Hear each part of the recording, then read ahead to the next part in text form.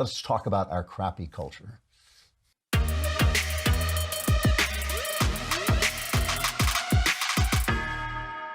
Every time I hear that music, I turn into Steve Crowder. You know, Steve has this amazing physical ability to dance and move around. Every time I hear that, that's what I want to do. But I don't have that ability, so I don't. You know, there's a lot of talk going on. Jordan Peterson's been on the show a couple times. Just a terrific psychologist from Canada who's been fighting the good fight against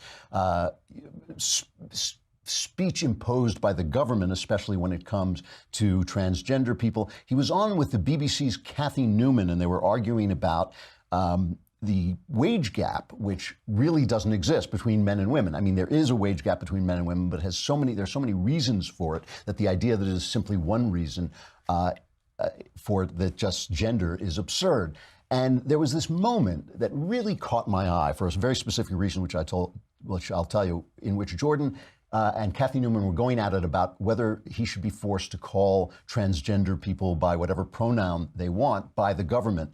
And here's Kathy Newman making the argument that he shouldn't have free speech if he offends people. You cited freedom of speech in that. Why should your right to freedom of speech trump a trans person's right not to be offended? Because in order to be able to think, you have to risk being offensive. I mean, look at the conversation we're having right now. You know, like, you're certainly willing to risk offending me in the pursuit of truth. Why should you have the right to do that? It's been rather uncomfortable. Well, I'm very glad I put you on the spot.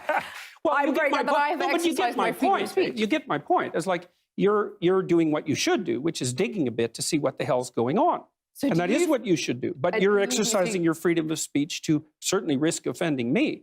And that's fine. I think more power to you, as far as I'm concerned. So you haven't sat there and... I'm just trying to work that out. I mean... Ha, gotcha. You have got me. You have got me. What got me about this, and this is not taking anything away from Jordan. He is a brilliant, brilliant, brilliant man and a brave man, and I'm not taking one thing away from him, but that's not a brilliant point.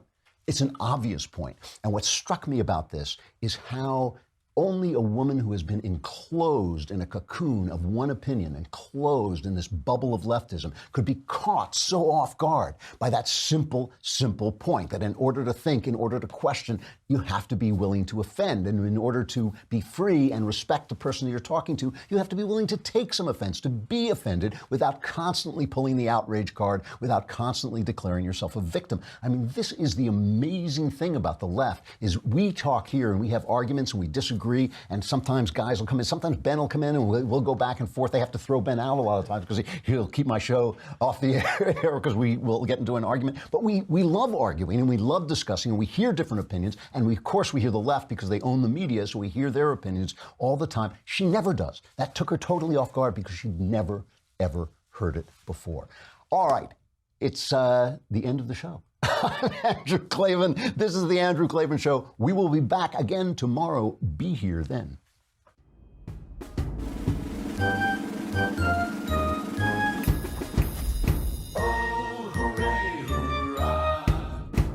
The Andrew Klavan Show is produced by Robert Sterling. Executive producer, Jeremy Boring. Senior producer, Jonathan Hay. Our supervising producer is Mathis Glover. Technical producer, Austin Stevens. Edited by Alex Zingaro. Audio is mixed by Mike Cormina. Hair and makeup is by Jesua Alvera. And our animations are by Cynthia Angulo and Jacob Jackson. The Andrew Klavan Show is a Daily Wire Forward Publishing production. Copyright Forward Publishing 2018.